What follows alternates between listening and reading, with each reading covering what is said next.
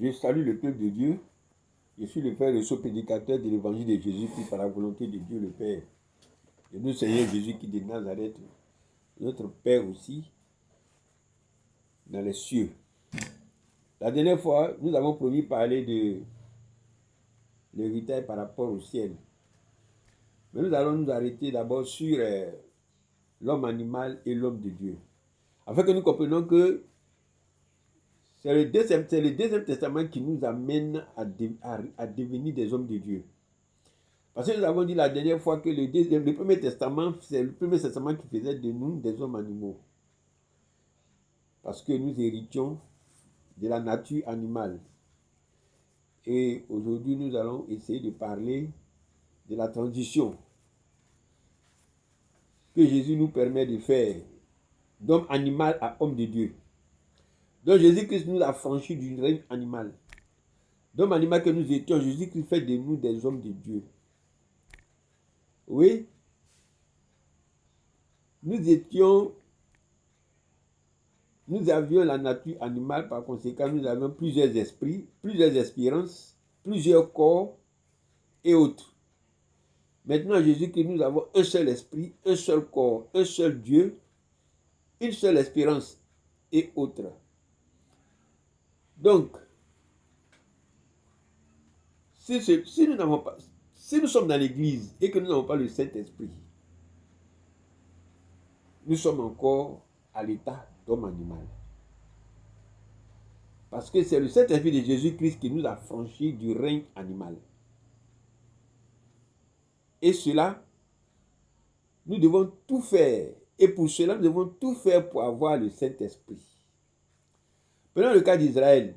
Lorsqu'Israël sortait de l'Égypte, l'Éternel Dieu avait demandé aux Israélites de mettre le sang sur les linteaux de leur porte. Ne connaissait-il pas son peuple qu'il a fait entrer en Égypte et qu'il devait faire sortir? Il avait voulu que Israël soit obéissant.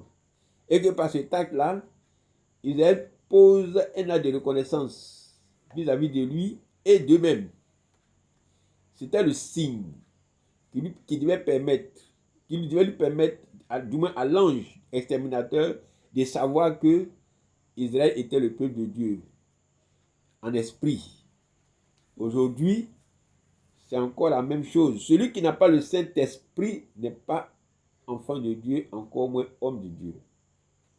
Et le pire, il demeure toujours un homme animal, un homme de colère. Donc, c'est par le deuxième testament qui nous fait prendre possession de l'héritage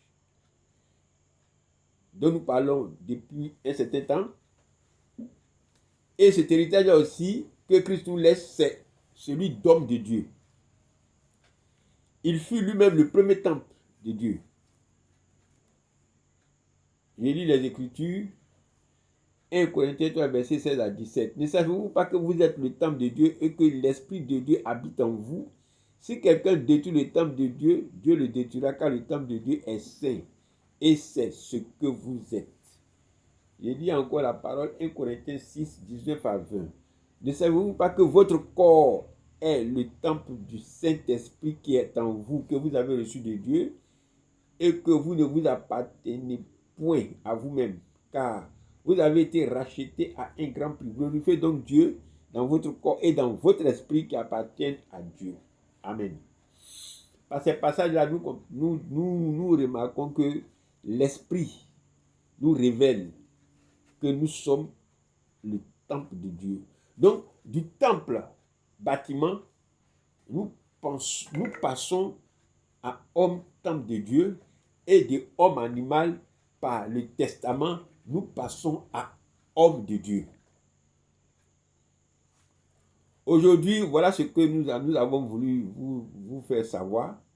Nous allons nous arrêter là. La prochaine fois, nous allons parler, comme nous l'avons dit, du corps et l'esprit de Jésus-Christ dans les cieux, c'est-à-dire la Jérusalem d'en haut.